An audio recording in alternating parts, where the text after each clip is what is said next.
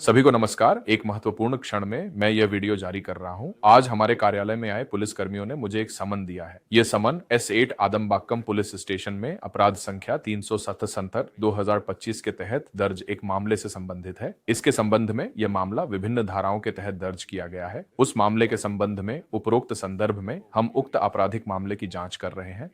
लगता है आपके पास केस से जुड़े दस्तावेज या जानकारी है।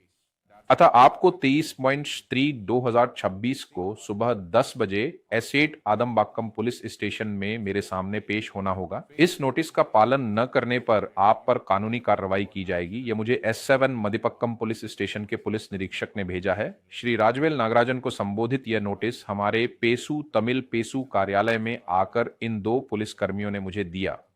आज आए पुलिस कर्मियों से मैंने सबसे पहले पूछा कि आप मुझे यह समन किस लिए दे रहे हैं। उन्होंने कहा कि इसमें लिखा है, पढ़कर देख लीजिए। मैंने उसे पढ़ा, लेकिन मैंने पूछा कि इसमें लिखे इस मामले का और S8 आदमबाक्कम पुलिस स्टेशन में दर्ज इस क्राइम नंबर वाले मामले का मुझसे क्या संबंध है। उन्होंने कहा, सर आप व्यक्तिगत रूप से आएंगे तो वे बताएंगे। मैंने कहा, मैं व्यक्तिगत रूप से आऊंगा, लेकिन ये कौन सा मामला है, मुझे इस मामले के लिए क्यों आना चाहिए, आप मुझे इस मामले के संबंध में क्यों बुला रहे हैं, मैंने ये पूछा। उन्होंने फिर वही कहा, फिर धीरे से दबी आवाज में, नहीं सर ये सवुकु शंकर का केस है। उन्होंने कहा, सर उसी की पूछताछ के लिए। अब तक ऐसे लगभग 13 लोगों को समन भेजे गए हैं। तो अब तक सबको पता होगा कि पिछले कुछ दिनों से पत्रकार सवुक्कू शंकर के वीडियो हमने अपने चैनल पर डाले हैं। ऐसे कई लोग डाल रहे हैं। ये वर्तमान द्रमुक सरकार को बहुत परेशान कर रहा है, इसलिए सवुक्कू शंकर पर चल रहे मामले की जांच कर रहे अधिकारी के माध्यम से ऐसा दबाव डाला जा रहा है। ऐसा सब लोग व्यापक रूप से कह रहे हैं। इस जगह मैं दो बातें कहना चाहता हूं। पहला, ये मीडिया पेसू तमिल पेसला आप जानते हैं, मेरी राजनीतिक विचारधाराएं हो या इस चैनल के काम करने का तरीका, हम हर चीज में पारदर्शिता के साथ काम करते हैं। हम अपनी राजनीतिक विचारधाराओं को कभी नहीं छिपाते। जब मैं नाम तमिलर का समर्थक था, उस जात अवधि से लेकर और उसके बाद मेरी राजनीतिक विचारधाराओं में आए बदलाव से लगभग 3-4 सालों से हम भारतीय जनता पार्टी के एक कट्टर समर्थक के रूप में जाने जाते हैं। हमारे दफतर में को ऐसा कोई नेता नहीं जिसने इंटरव्यू ना दिया। हमारा चैनल देखेंगे तो पता चलेगा। मां कह रहे हो, पूर्व मंत्री, विधायक, बड़े नेता, राष्ट्रीय हस्तियां, हम सभी का इंटरव्यू ले रहे हैं। हमारे मीडिया में हम कभी किसी की आलोचना हद से ज्यादा नहीं करते, न ही कड़े या अपशब्दों का प्रयोग करते हैं। हम एक मानक बनाए रखते हैं और उसमें कभी समझौता नहीं करते। तो जब हम ऐसे एक मीडिया को इतनी सावधानी से चला रहे होते हैं, तब पुलिस एक मीडिया कार्यालय में आकर हम जैसे कई लोगों को यह समन देती है, और वह भी तब जब चुनाव आयोग की आचार संहिता लागू होती है। तो मुझे ये समझ नहीं आ रहा है, सावुक्कू शंकर नामक पत्रकार पर केस है। अगर उनके संबंधित मामले में आपसे पूछताछ करनी है तो मैं एक आम नागरिक के तौर पर आपके सामने ये सवाल रखना चाहता हूं कि आखिर इस तरह की जांच के लिए सभी को क्यों बुलाया जा रहा है। तो इस समन के संबंध में मुझे 23 तारीख को, यानी आने वाले सोमवार को सुबह 10 बजे पेश होने के लिए कहा गया है। आज इसी तरह का एक समन जारी किया गया। पत्रकार अरुलमोजी वर्मन, कार्तिक गोपीनाथ इलैया भड़तम चैनल चलाते हैं, पिछले कुछ साल भाजपा के सोशल मीडिया सह प्रभारी रहे, है ना। उन्हें भी आज बुलाया गया है, उनसे भी पूछताछ हुई है। बाहर आकर उन्होंने जो इंटरव्यू दिया वह हमारे चैनल पर जारी हुआ है, उसे भी देखें। मीडिया चुनाव के समय स्वतंत्र रूप से काम न कर पाए, इस हद तक पुलिस के जरिए डीएमके एक बड़ा दबाव बना रही है, ऐसा डर महसूस हो रहा है। तमिलनाडु में हो रही इस बात पर राष्ट्रीय मीडिया और दिल्ली का चुनाव आयोग ध्यान दे रहा है या नहीं, मुझे नहीं पता। सावुक्कू शंकर पर एक मामला है, वह किस बारे में है हमें नहीं पता, मीडिया से ही पता चला है। उन पर आरोप है कि उन्होंने किसी निर्माता से पैसे मांगे और धमकाया। ऐसे ही उन पर कई मामले हैं जिनके लिए वे अदालत में लड़ रहे हैं। कई मामलों में उन्हें जमानत मिल चुकी है, अभी भी वह सशर्त जमानत पर हैं। कोर्ट ने उसे कुछ शर्तें बताई थी कि बेल अवधि में कैसे रहना है, उसने उनका उल्लंघन किया है। ये अभी कहां है, ये कहा है, ये वीडियो कहां से डाल रहा है, आड़िक फाड़ी, आप ये क्यों डाल रहे हैं, खुद ही क्यों डाल रही है। ऐसे सवाल पूछकर क्या डीएमके पुलिस के जरिए उन मीडिया को धमका रही है जो उसके वीडियो जारी करते हैं, यही विचार मन में आता है। सवुक्कू ने अब तक 4 वीडियो जारी किए हैं, हमने भी अपने चैनल पर उन्हें प्रकाशित किया है, मुझे लगता है आपने देखा होगा। पहला वीडियो था कि द्रविड़ मुनेत्र कड़गम सरकार ने पिछले 5 सालों में निवेश आकर्षित करने के नाम पर लोगों को कैसे धोखा दिया। दूसरा, द्रविड़ मुनेत्र कड़गम का पहला परिवार और उनके सत्ता केंद्र किस हद तक हर विभाग पर हावी है। उन्होंने उस पहले परिवार के बारे में बात की थी जो पूरे तमिलनाडु को चला रहा है। तीसरे वीडियो में उन्होंने तमिलनाडु को झकझोर देने वाले बहुजन समाज पार्टी के प्रदेश अध्यक्ष माननीय श्री आमसांग की हत्या के मामले में वाजिब संदेह उठाए थे। उस हत्या के मामले को लेकर आज भी कई लोगों के मन में कई सवाल हैं। उन्होंने इसे एक आम आदमी के नजरिए से पेश किया था। उसमें उन्होंने इन सभी का संबंध होने का अपना पक्ष दर्ज किया था। इस संबंध में सवुक्कू शंकर अपने संदेह और मामले के सबूत सार्वजनिक रूप से रखते हुए लगातार बोल रहे हैं। तो उन्होंने तीसरे वीडियो में उसी के बारे में बात की थी। चौथा वीडियो किडनी चोरी के संबंध में था। अब तक 4 वीडियो जारी हो चुके हैं। मुझे विश्वास है कि आने वाले दिनों में भी उनके वीडियो आते रहेंगे। द्रविड़ रियाज मुनेत्र कड्डीडीएचकम सरकार सवुक्कू शंकर नामक एक व्यक्ति से कितनी डरी और सवुक्कू शंकर को किस तरह की परेशानियां दी, ये सब जानते हैं। सवुक्कू बहुत अच्छे व्यक्ति हैं। उनके हर स्टैंड का मैं समर्थन करता हूं, ऐसा मेरा विचार नहीं है। लेकिन सवुक्कू शंकर जैसे व्यक्ति को बिल्कुल भी नहीं बोलना चाहिए। उसकी आवाज कहीं नहीं गूंजे।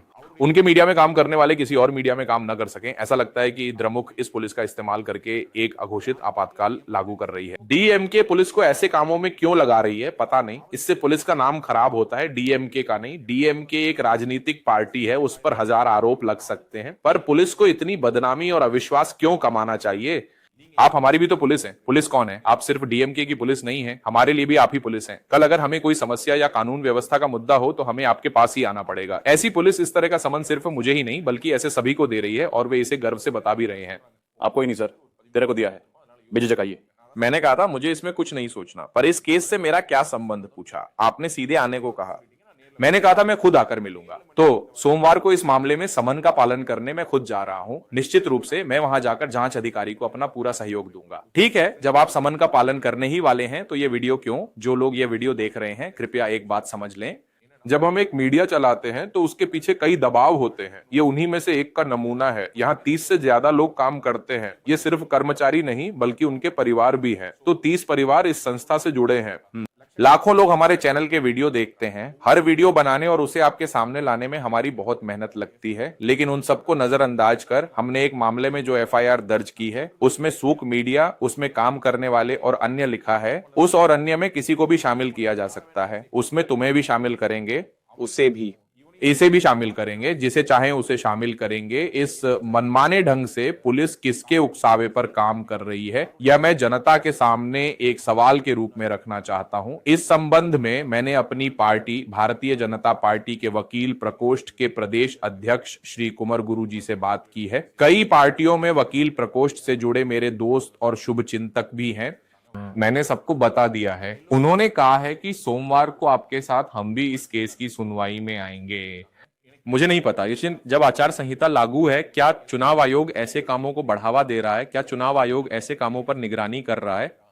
राष्ट्रीय स्तर के मीडिया इसे स्वीकार करते हैं क्या? क्योंकि मैं इसे सिर्फ डिजिटल मीडिया पर लगातार हो रहे मानवाधिकार उल्लंघन, पुलिस ज्यादती या सत्ता के दुरुपयोग के रूप में नहीं देखता। मैं इसे पूरे मीडिया के लिए एक चुनौती के रूप में देखता हूं। मैं सभी राष्ट्रीय मीडिया से विनती करना चाहता हूं। तमिलनाडु में ऐसी घटनाएं हो रही हैं, पता नहीं ये आपके ध्यान में है या नहीं। मैं चुनाव आयोग से अपील करता हूं, तमिलनाडु में आपके चुनाव आयोग के अधिकारी इन सब पर ध्यान दे रहे हैं या नहीं मुझे नहीं पता। अगर पुलिस हर मीडिया को डीएमके के खिलाफ आलोचनात्मक वीडियो जारी करने के लिए समन देकर जांच शुरू कर दे तो वे रोज सिर्फ मीडिया की जांच ही कर पाएंगे, कानून व्यवस्था नहीं संभाल पाएंगे। क्या पुलिस अगले 30 दिनों तक ऐसे ही काम करती रहेगी? क्या चुनाव आयोग हाथ पर हाथ धरे देखता रहेगा? क्या राष्ट्रीय मीडिया चुपचाप इसे नजरअंदाज कर देगा? क्या यहाँ के राज्य मीडिया भी इसे चुपचाप मान लेंगे? मुझे नहीं पता। मैं ये सवाल लोगों की अंतरात्मा के सामने रखना चाहता हूं। सवुक्कू शंकर का वीडियो डालने के लिए ही हमें यह समन जारी किया गया है। सीधे या परोक्ष रूप से ये हम जैसे छोटे मीडिया घरानों को दी गई एक धमकी है। क्या है? सवुक्कू का वीडियो डालोगे, तुम शांति से नहीं रह पाओगे, मैं तुम्हें पूछताछ के लिए बुलाऊंगा। इस बार समन तुम्हारे दफ्तर भेजा जाएगा, अगली बार समन तुम्हारे घर भिजवाएंगे। ऐसे ही हम तुम्हें लगातार किसी न किसी तरह परेशान करते रहेंगे। तुम अपनी दिनचर्या नहीं जी पाओगे। हम तुम्हें तुम्हारी सामान्य जिंदगी से धीरे धीरे अलग करेंगे, तुम्हारी जिंदगी को किसी ना किसी तरह से तनावपूर्ण रखेंगे। हम ये सब इसलिए कर रहे हैं क्योंकि तुम डीएमके की आलोचना करने वाले सवुक्कू शंकर का वीडियो अपने मीडिया में डालते हो। तो खुद से पूछो कि क्या तुम ये सब झेलने को तैयार हो? अगर ये समन इसी सोच पर आधारित है तो मैं फिर कहना चाहता हूं हमारी आवाज जरूर गूंजती रहेगी। हम किसी समझौते में नहीं पड़ेंगे। केवल सवुक्कू शंकर का वीडियो ही नहीं बल्कि इस द्रमुक सरकार के खिलाफ सवाल उठाने वाले हर व्यक्ति की आवाज को बुलंद करने के लिए हम पेशु तमिल पेशुओं को एक मंच में बदल देंगे, हमारा मकसद अभी तक वो नहीं है। अगर आप सोचते हैं कि ऐसे काम करने वाले मीडिया को आप एक मामले में समन भेजकर उस समन के जरिए उन्हें हिला सकते हैं, तो माफ कीजिए, हम उस तरह का मीडिया नहीं है।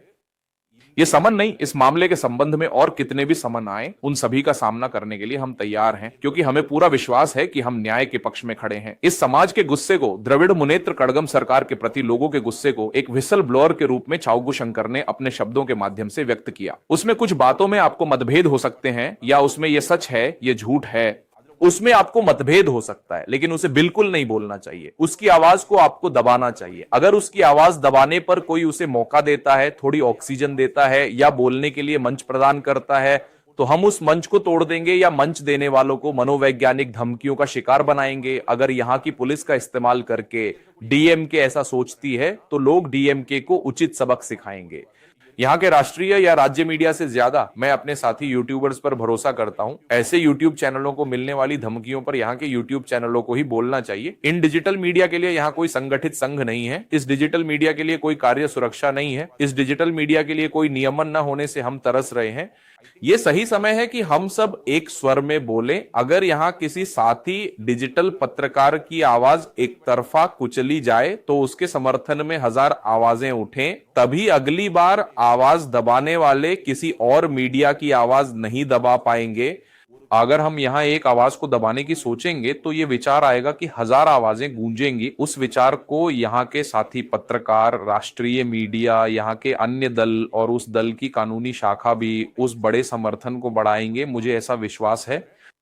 इसी उम्मीद के साथ मैं ये वीडियो खत्म करता हूं। आने वाली 23 तारीख को, परसों सोमवार सुबह 10 बजे एसआईटी आदमबाक्कम पुलिस स्टेशन में उनके समन का सम्मान कर मैं हाजिर रहूंगा। वहां उनके सवालों का मैं क्या जवाब देता हूं, वहां उनका व्यवहार और पूछताछ में क्या पूछते हैं, मैं लौटकर अगले वीडियो में बताऊंगा। धन्यवाद।